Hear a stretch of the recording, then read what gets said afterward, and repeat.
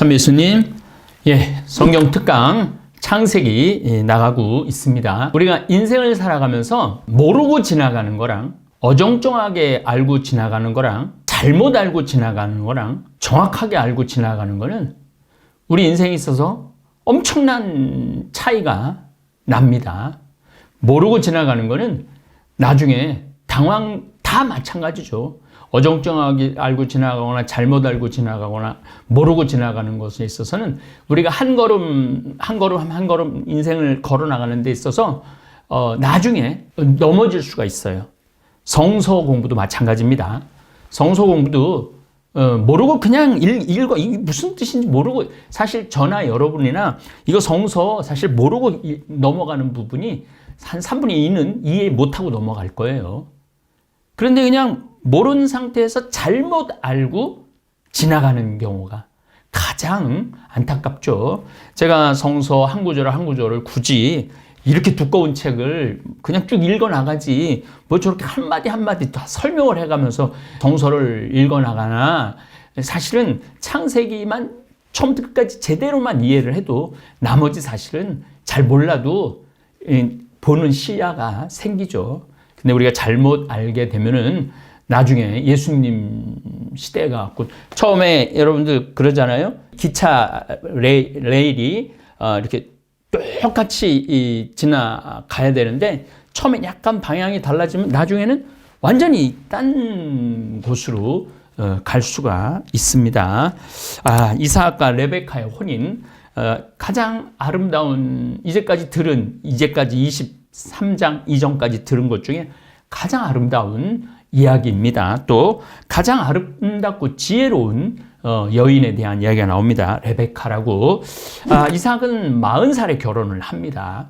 근데 유다 전통에서 20살까지 미혼임은 저주받을 정도로 간주할 나이입니다. 근데 40이면 엄청나게 이제 늦은 거죠. 예수님이 30살인데도 결혼을 안 했어요. 30살인데도 결혼을 안 했다는 얘기는 뭐냐면 굉장히 특이하게 사신 거예요. 저주받은 거거나 아주 특이하게 사신 유형이죠. 예수님의 제자 베드로는 장모가 있었습니다. 그러니까 제자들 가운데서도 20살이 넘은 제자들이 많았을 텐데 많은 경우는 결혼을 했을 거예요. 그런데 다 버린다는 건 가정까지도 다 버렸다는 것이죠.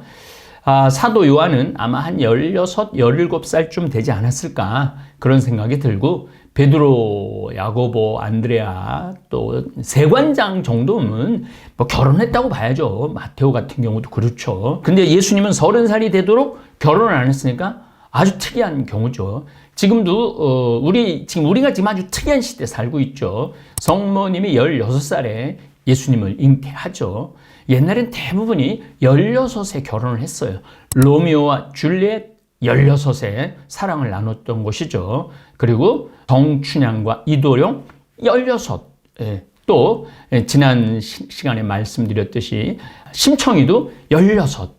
그러니까 여자가 가장 예쁠 때가 16에서 20살 사이라고 그래요. 그때는 얼굴에서 그냥 빛이 그냥 막 나는 거죠. 지난번 소돔과 고모라 때 말씀드렸듯이 에스트로겐이 막 이제 온몸에 이제 꽉 차갖고 정말 여성성이 드러나죠. 근데 어쨌든 야곱은 40 될 때까지 결혼을 하지 못했습니다. 오래 기다린 보람이 있어서 이삭은 대단히 아름답고 마음씨 고운 여인을 맞이합니다. 이 혼인 이야기는 아브라함이 며느리를 구하기 위해 살고 있던 가나안 남쪽에서 아람 나하라임, 여기 좀 생소한 단어인데 생소하지 않습니다. 하란 쪽이라고 생각하면 돼요. 아브라함이 우르에서 15살의 불륜을 받고 하란에 올라가고 75년, 그러니까 65년을 하란에서 살죠. 그러니까 대부분이 하란에 아브라함의 친족들이 다 있었다는 얘기죠. 이렇게 어렵게 며느리를 800km나 떨어진 곳에 동생, 그러니까 레베카는 아브라함이 큰 할아버지, 종내혼, 가족, 씨족 안의 혼을 통해 경제적으로는 재산이 가문 밖으로 빠져나가는 걸 막는 거예요. 내가 딸을 시집 보내려고 그러면 뭐 낙타를 10마리를 보내든지 소를 20마리를 보내든지 보내야 되는데, 이 가족끼리 하는 결혼이니까 재산이 밖으로 안 나가는 거죠. 종교적으로는 이방인과 섞임으로써 신앙의 순수성이 훼손되는 것을 막기 위해서 종례혼, 뭐 사촌끼리도 결혼하고 육촌끼리도 결혼하고 팔촌끼리도 결혼하고 그러죠. 우리 한민족에서는 있을 수 없는 일이죠. 우리는 동성혼도 결혼할 성이 같은 경우, 그러니까 뭐 김씨인데 파주김씨면 파주김씨 같은 파주김씨다 절대 안 되는 거예요. 우리나라는 아주 그러니까 이게 그 나라의 문화에 따라 너무너무 결혼 풍습도 다르죠. 아람 나하라임에서 아브라함의 종은 레베카를 만나게 되는데 그녀는 아브라함의 며느리가 되기에 부족함이 없는 인물이었습니다. 나그네에게 물을 대접하는 것은 당시 일반적인 관습이었지만 레베카는 의무적인 대접을 넘어서 목마른 종이 물을 마시는 동안 물동이를 손에 받쳐들고 서 있었어요. 시중을 들고 있었어요. 그리고 낙타들까지 빨리 충분한 물을 마시게 하려고 물동이를 들고 뛰어다닙니다. 목마른 낙타 한 마리당 약 100리터 정도 물을 마시는데 당시 물동이는 10리터 크기를 넘지 않았으니까 한 마리한테 물을 먹이려고 하기 위해서는 10번을 뛰어다녔는데 낙타가 10마리였으니까 거의 뭐 100번을 뛰어다닌 거죠. 그래도 그 뛰어다니는 것에 대해서 불만을 하지 않고 성소 안에서는 아주 기쁘게 뛰어다니는 모습을 보여줬고 종은 이 정도의 아가씨라면 우리 이삭 도련님 신부가 되기에 적합하다. 그리고 이제 가족 라반 친척하고 이야기를 하고 이제 다시 부엘세바로 다시 내려오죠. 자, 이건 사실은 이 군말이 필요 없습니다. 성서를 그냥 읽어만 나가도 너무너무 듣기 아름다운 얘기입니다. 아브라함은 이제 늙고 나이가 무척 많았다. 사라가 한 127살까지 살고 아브라함은 175살까지 살죠. 주님께서는 모든 일마다 아브라함에게 복을 내려주셨다. 창세기 12장 내가 너에게 복을 주겠다 그랬잖아요.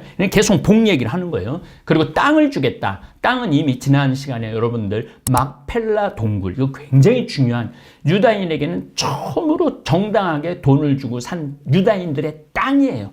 그러니까 이미 이제 가나안이라는 곳은 유다인들의 땅이 되는 거죠. 아브라함은 자기 모든 재산을 맡아보는 집안의 가장 늙은 종에게 말하였다. 이 늙은 종은 엘리에젤을 말합니다. 하느님한테 15장에 그러죠. 아브라함이 하느님한테 나는 자식이 없다. 이스마엘이 있지만은 이렇게 나가다가는 저기 다마스쿠스에 있는 내 먼 친척 종에게 내 재산이 갈 것이다. 그 주인공입니다. 집안의 가장 늙은 종에게 말하였다. 내 손을 내 삿에 넣어라.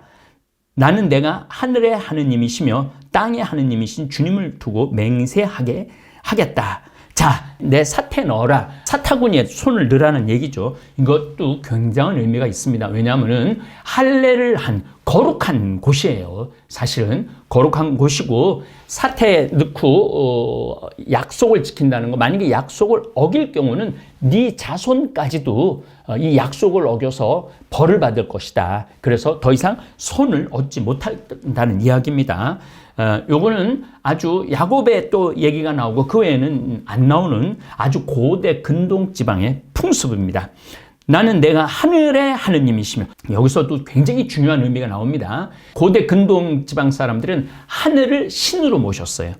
하늘을 뭐 천둥의 하늘, 뭐 달에 있는 난나라든지 뭐 이슈타르라든지 뭐 하여튼 온갖 것들을 신으로 섬겼는데 여기서는 하늘의 하느님, 이미 하늘을 넘어선 하느님이야. 그러니까 이제 이거는 이제 초월적 하느님이라고 그래요. 슈퍼내추럴한 거예요. 내추럴이라는 게 자연스러운 거거든요. 자연스러운 것을 슈퍼 넘기는 거예요. 슈퍼네 초자연적인 하느님을 말합니다. 나는 내가 하늘의 하느님이며 하느님이며 땅의 하느님이신. 땅의 하느님 얘기가 나와. 이건 또 내재적 하느님을 얘기합니다. 그러니까 무슨 얘기냐면은 제 안에도 하느님이 있고 우리 여기 지금 촬영하는 직원 안에도 하느님이 있고 저 달에도 하느님이 있고 해 안에도 하느님이 있어요. 왜? 누가 만들었어? 하느님이 만들었기 때문에 그래. 저 강, 옛날에는 강을 굉장히 중요하게 여겼죠. 4대 문명이 다 강에서 일어났기 때문에. 그런데 그 강도 누가 만들었어? 하느님이 만드는 거야. 그러니까 하늘의 하느님이시며 땅의 하느님, 이 기가 막힌 표현이 나오는 겁니다. 땅의 하느님이신 주님을 두고 맹세하겠다. 내가 살고 있는 이곳 가나안족의 딸들 가운데서 내 아들의 아내가 될 여자를 데려오지 않고 내 고향, 내 친족에게 가서 내 아들 이삭의 아내가 될 여자를 데려오겠다고 하여라. 이곳 가나안족의 딸들 가운데서 내 아들의 아내가 될 여자를 데려오지 않겠다는 얘기는 뭐냐면은 초반에 말씀드렸지만은 친족혼, 왜냐하면 재산이 이방인한테 빠져나가는 것을 원하지 않았던 거예요. 또 가나안 사람들은 바알신, 아세라신을 섬겼어요. 그러니까 우상신을 섬기는 여자를 집안으로 데려오고 싶지 않은 거예요. 그러니까 내가 살고 있는 이곳 가나안족의 딸들 가운데서 내 아들의 아내가 될 여자를 데려오지 않고 내 고향, 내 친족에게 가서 내 아들 이삭의 아내가 될 여자를 데려오겠다고 하여라. 그 종이 아브라함에게 물었다. 그 여자가 저를 따라 이 땅에 오려고 하지 않을지도 모릅니다. 아니 800km면 400km면 천리, 800km면 2천리가 되는 데인데 누군지를 알고 따라 나서 어떤 여자가 따라 나서겠어요? 않을지도 모릅니다. 제가 아드님을 나리께서 떠나오신 그 땅으로 데려가야 합니까? 그러자 아브라함이 그에게 대답하였다. 너는 내 아들을 그곳으로 데려가는 일이 없도록 조심하여라. 하늘에 이 표현을 여러분들 자꾸 들으셔야 돼요. 하늘의 하느님이신 주님. 그러니까 태양과 달과 그런 모든 우주 만물을 넘어선 하늘의 하느님. 하늘 전체의 주인이라는 거죠. 하늘의 하느님이신 주님, 곧 나를 아버지의 집과 내 본고장에서 데려오시고 내가 내 후손에게 이 땅을 주겠다고 나에게 말씀하시며 맹세하신 그분께서 당신 천사를 내 앞에 보내시어, 이거 야훼스트계죠. 항상 천사가 옆에서 보호하고 이러는 건 다 야훼스트계입니다. 내가 그곳에서 내 아들의 아내가 될 여자를 데려올 수 있게 해주실 것이다. 그 여자가 너를 따라오려고 하지 않으면 너는 나에게 한 맹세에서 풀리게 된다. 다만 내 아들만은 그곳으로 데려가서는 안 된다. 아마 아브라함은 이제 나이가 많았기 때문에 그 귀한, 그리고 또 모리아산에서 찔러 죽이려고 그랬잖아요. 얼마나 미안해요. 그러니까 곁에 두고 싶었던 거죠. 그래서 그 종은 자기 주인 아브라함의 사태 제 손을 놓고 이 일에 대하여 그에게 맹세하였다. 그 종은 주인의 낙타떼에서 10마리를 데리고, 낙타 한 마리만 해도 대단한 겁니다. 낙타 한 마리만 가지고 있어도 부자예요. 근데 낙타가 10마리. 여러분들 이제 중동 영화 보시면 낙타들이 10마리 쫙 하잖아요. 낙타 얘기도 한번 여러분들한테 제가 낙타 얘기, 말 얘기를 꼭 드릴 겁니다. 어쨌든 낙타는 거의 보름 동안 물 한 모금 먹지 않고도 지낼 수 있고, 또 낙타 여러분들 등에 있는 그 혹에 거기에 수분을 저장해 갖고 사막에서 그 수분을 빼내서 먹을 수도 있을 정도로 아주 사막에 적합한 가축이죠. 그것도 한 마리도 아니고 10마리를 데리고 또 주인의 온갖 선물을 가지고 나호르가 사는 성읍인 아람 나하라임으로 길을 떠났다. 나호르는 누구냐면 아브라함의 남동생입니다. 아브라함의 남동생. 그는 여자들이 물을 길러 나오는 시간인 저녁 때 성밖 우물 곁에 낙타들을 쉬게 하였다. 그러고 나서 이렇게 기도하였다. 제 주인 아브라함의 하느님이신 주님, 오늘 일이 잘 되게 해 주십시오. 제 주인 아브라함에게 자애를 베풀어 주십시오. 이제 제가 샘물 곁에 서 있으면, 이 샘이 사실은 굉장히 구약 성서 안에서도 유목민 안에서도 우리나라 안에서도 샘은 굉장한 중요한 역할을 합니다. 우리 인간 문명을 이해하려고 할 때 샘을 이해하지 못하면 또 인간 문명을 이해하지 못합니다. 아브라함과 룻이 서로 샘을 갖고 싸웠을 때 물을 팠는데 물이 나왔고 다시는 싸우지 않았다. 그게 르호봇이에요. 그 다음에 아브라함은 부엘세바에서 삽니다. 저 네게브하고 가나안 땅 접점 지점에 7개의 운물이라는 그런 뜻을 지니고 있죠. 그 다음에 모세는 또 어떻게 합니까? 시나이 광야로 쫓겨나가갖고 이드로 장인의 딸들하고 물을 갖고 싸울 때 모세가 딸들을 구해줘갖고 타향살이를 시작하게 된 거죠. 예수님도 사마리아를 건너시면서 우물가에 정오에 여인과 정말 기나긴 이야기를 하죠. 제가 뭐 여러 차례 그거 강의 때 말씀드렸는데 또 기회가 되면 말씀을 드리도록 하겠습니다. 제가 그대의 물동이를 기울여서 내가 물을 마시게 해주오 하고 청할 때 드십시오. 낙타들에게도 제가 물을 먹이겠습니다 하고 대답하는 바로 그 소녀가 당신께서 당신의 종 이삭을 위하여 정하신 여자에게 해 주십시오. 그것으로 당신께서 제 주인에게 자애를 베푸신 줄 알겠습니다. 예, 우물 얘기를 할 때 이성계 조선 개국 왕을 언급 안 할 수가 없습니다. 조선을 개국한 인물은 이성계지만 이성계 창업을 실질적으로 지휘한 인물은 첫 왕비 신덕 왕후 강씨입니다. 정도전이 조선의 설계자라고 하지만은 왕이 되라고 부추긴 사람은 신덕 왕후 강씨입니다. 이성계는 10대 중반 강씨 16살. 제가 16살이 굉장히 중요하다고 그랬죠. 강씨도 16살이었을 때 이성계는 30대 중반이었습니다. 그런데 이성계에게는 부인과 자식이 있었습니다. 부인 한씨는 이성계가 결혼한 후 20년 동안 한 번도 여인에게 한눈을 팔지 않았을 정도로 사랑한 여인이었고 8명의 자녀를 두었습니다. 그런데 갑자기 이성계는 공식적으로 정식 부인을 두겠다고 이야기를 합니다. 그런데 어떻게 이게 좀 정말로 참 너무나 아름다운 얘기죠.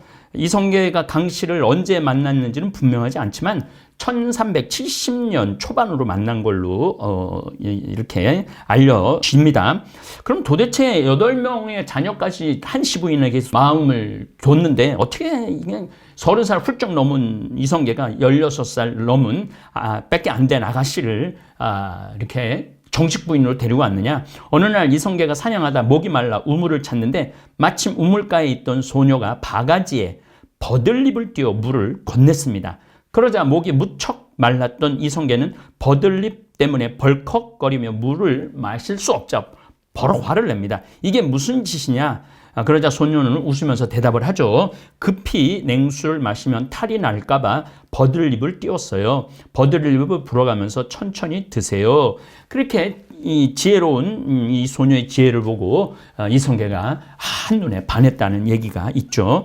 이 레베카에게도 그렇게 이성계처럼 아름다운 이야기가 나옵니다. 그가 말을 마치기도 전에 아브라함의 아우 나호루의 아내 밀카의 아들 푸투엘에게서 태어난 레베카가 어깨에 물동이를 메고 나왔다. 자, 여기서 아브라함의 아우 동생 나호루의 아내 밀카의 아들, 그러니까 나호루의 아들이죠. 나호루 부투르에게서 태어난 레베카. 그러니까 어떻게 된 거냐면 레베카는 나호루가 할아버지 그냥 정식 할아버지, 부투엘은 아버지고, 그러니까 아브라함은 어떻게 됐냐면 큰 할아버지죠. 큰 할아버지. 이 소녀는 아직 남자를 알지 못하는 아주 예쁜 처녀였다. 그가 샘으로 내려가서 물동이를 채워 올라오자 그 종이 그에게 달려가서 말하였다. 그대의 물동이에서 물을 좀 들이키게 해 주오. 그러자 그가 나리 드십시오 하면서 급히 물동이를 내려 손에 받쳐 들고서는 그 종에게 물을 마시게 해 주었다. 이렇게 그 종에게 물을 마시게 준 다음 레베카는 낙타들도 물을 다 마실 때까지 계속 길어다 주겠습니다 하면서 서둘러 물동이에 남아있는 물을 물통에 붓고는 다시 물을 기르러 우물로 달려갔다. 이렇게 레베카는 그 낙타들에게 10마리의 낙타들에게 모두 물을 길어다 주었다. 엄청나게 뛰어다닌 거죠. 그러는 동안 그 남자는 주님께서 자기 여행의 목적을 이루어 주시려는지 알아보려고 그 처녀를 말없이 지켜보고 있었다.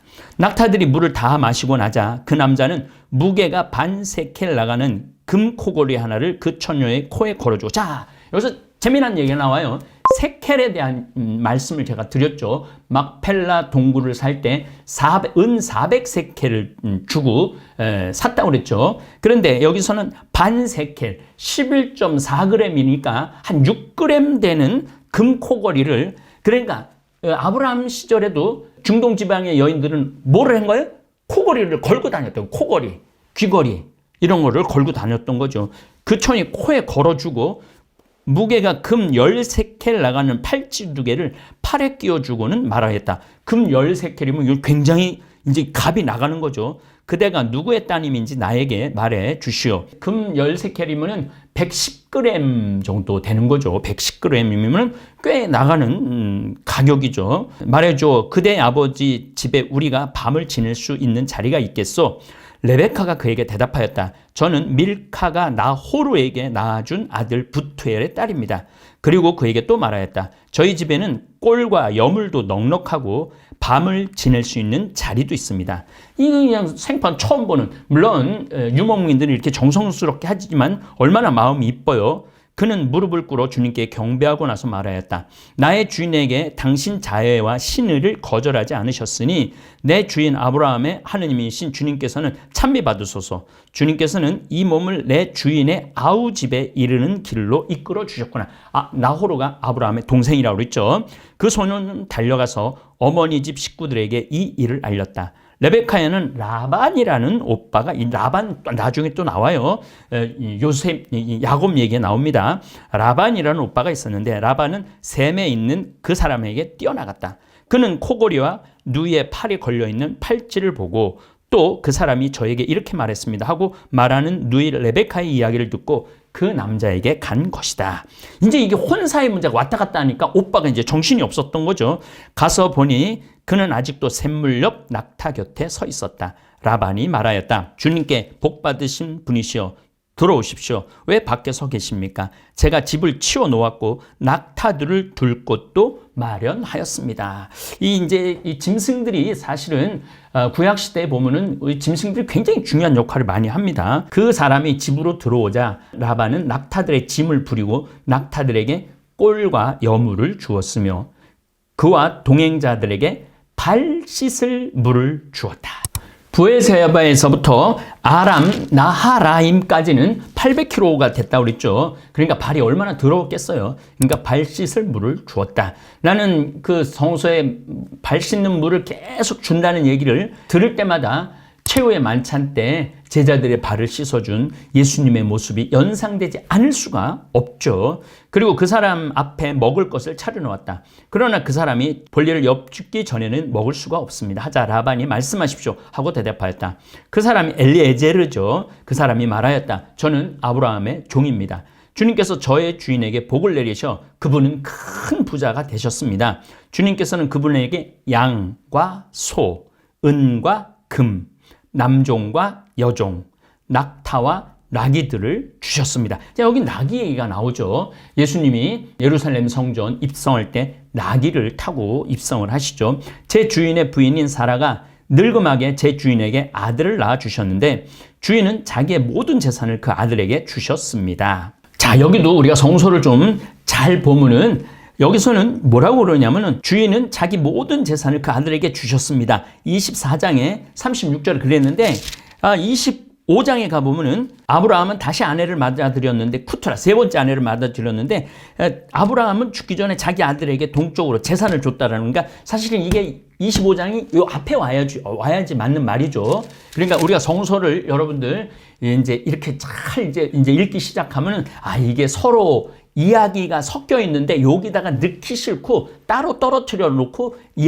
생뚱맞은 이야기들이 나올 때는 한 이야기 안에 끼워 넣고 싶지 않았던 거예요. 그래서 따로 떨어뜨려서 적어 놨다라는 것도 여러분들이 이제 이해하시면서 성서를 읽으시면 여기서는 벌써 땅을 다 나눠줬다 그러는데 24장에 나눠줬다는데 25장에 또 나눠줬네? 이렇게 이해하시면 안 됩니다. 요 이야기 안에는 다른 그 이야기를 껴놓고 싶지 않았던 거죠. 야스틱의 저자들은 너는 내가 살고 있는 이 땅 가나안족의 딸들 가운데에서 내 아들의 아내가 될 여자를 데려오지 말고 내 아버지의 집안 내 친족에게 가서 내 아들의 아내가 될 여자를 데려와야 한다. 그래서 제가 주인에게 그 여자가 저를 따라오려고 하지 않을지도 모릅니다 하고 아뢰었더니 저에게 말씀하셨습니다. 내가 모시고 살아가는 주님께서 당신의 천사를 너와 함께 보내시어 내 여행의 목적을 이루어 주셔서 너는 내 친족, 내 아버지의 집안에서 내 아들의 아내가 될 여자들을 데려올 수 있을 것이다.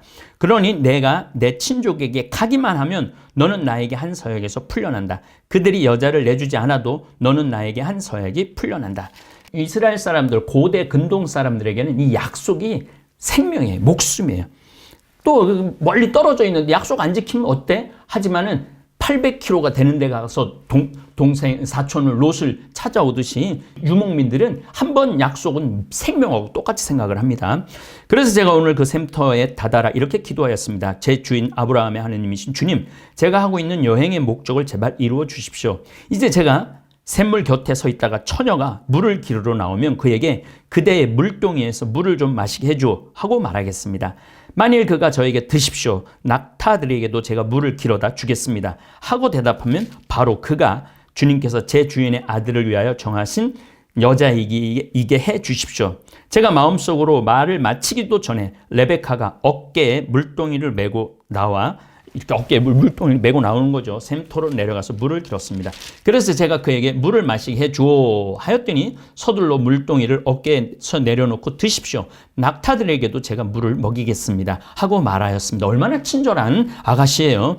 그래서 제가 물을 마셨습니다. 그리고 그는 낙타들에게도 물을 먹였습니다. 제가 그에게 그대는 누구의 따님이요 하고 물었더니 밀카가 나호로에게 아브라함의 남동생에게 낳아준 아들 부투엘, 그러니까 조카죠. 아브라함에게 있어서는 부투엘의 딸입니다 하고 대답하였다.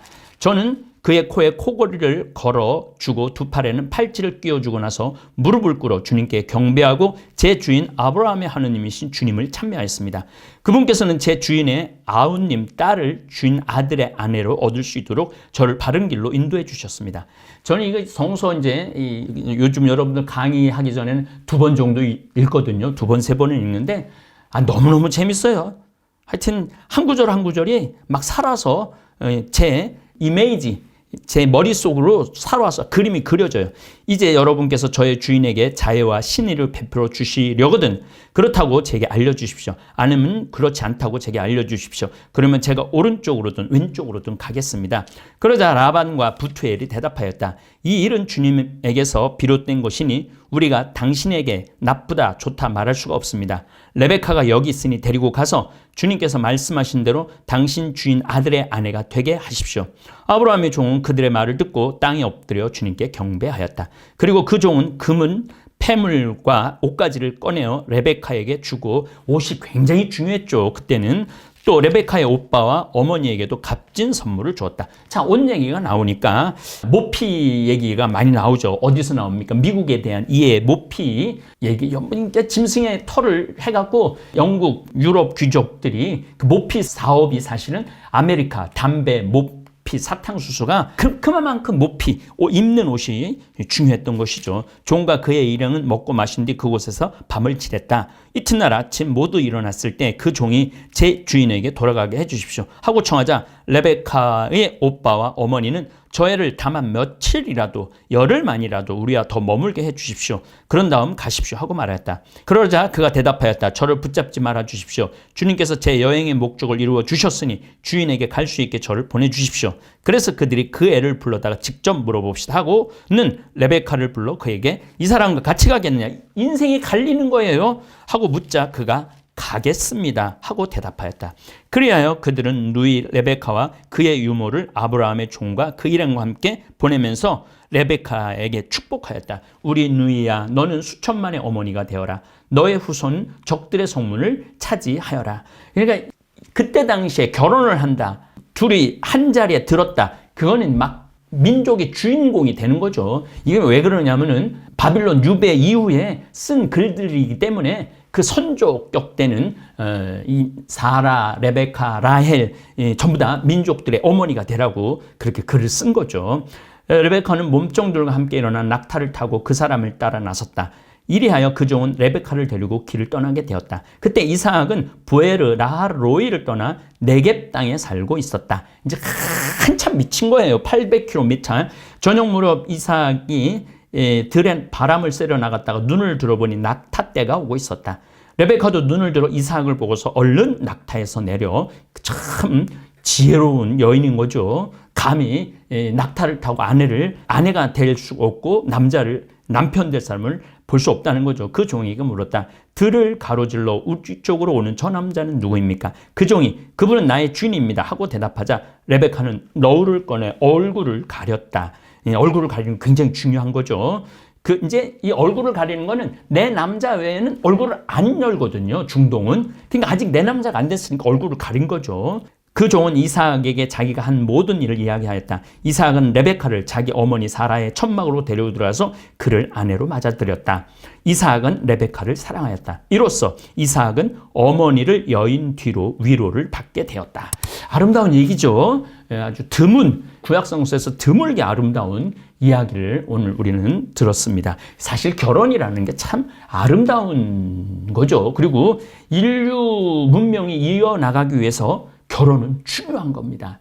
그런데 지금 21세기를 맞이해서 지난번에 제가 소돔과 고모라 때 말씀을 드렸지만은 성 정체성, 그 다음에 환경, 호르몬, 또 먹는 것으로 불임, 또 지금 사회가 옛날하고는 완전히 달라갔고 종족의 보존이 문제가 아니에요. 이제는 내 행복이 더 중요한 것이고 내 행복을 할 때 자식들이 만약에 걸린다면은 그냥 자식들 안 낳고 또 자식이 낳아봐야 이 세상에서 고난스럽게 산다라는 것 때문에 그렇죠. 그리고 지금은 피임의 기술이 너무 좋아갖고 얼마든지 피임을 통해서 아이를 가지지 않을 수 있는 방법이 있는 거죠. 그래서 우리 교회는 피임을 반대하는 겁니다. 하느님이 주는 선물을 다 낳아야 된다는 거죠. 그런데 피임을 딸 하나 열 아들 부럽지 않다. 무턱대고 낳고 나서는 거짓골 면치 못한다. 뭐 1964년부터 우리나라가 이제 피임을 교육을 하고 피임을 약을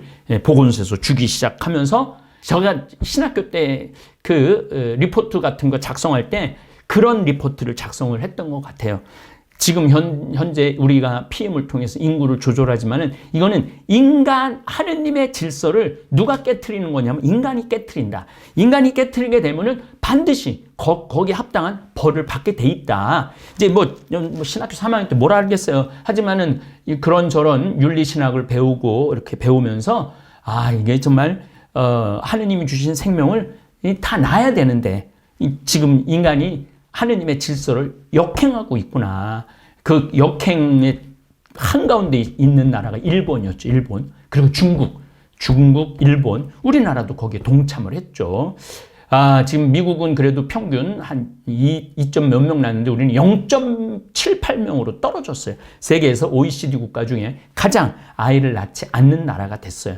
그 불행의 씨앗이 있는 거죠. 그래서 저는 그런 생각을 요즘 많이 합니다. 어떤 생각을 많이 하느냐면은 결혼을 했다.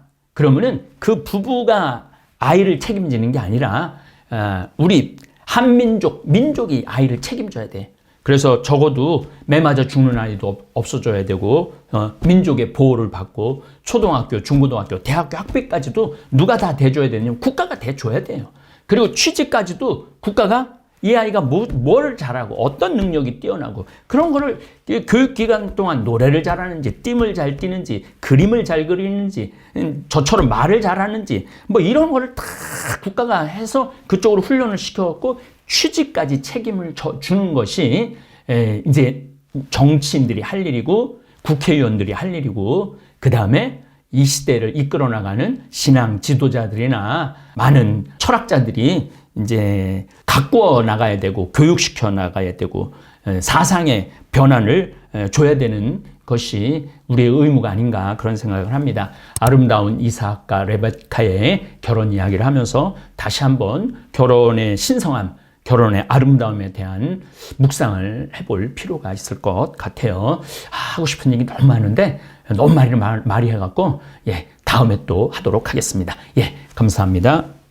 너무나도 걷어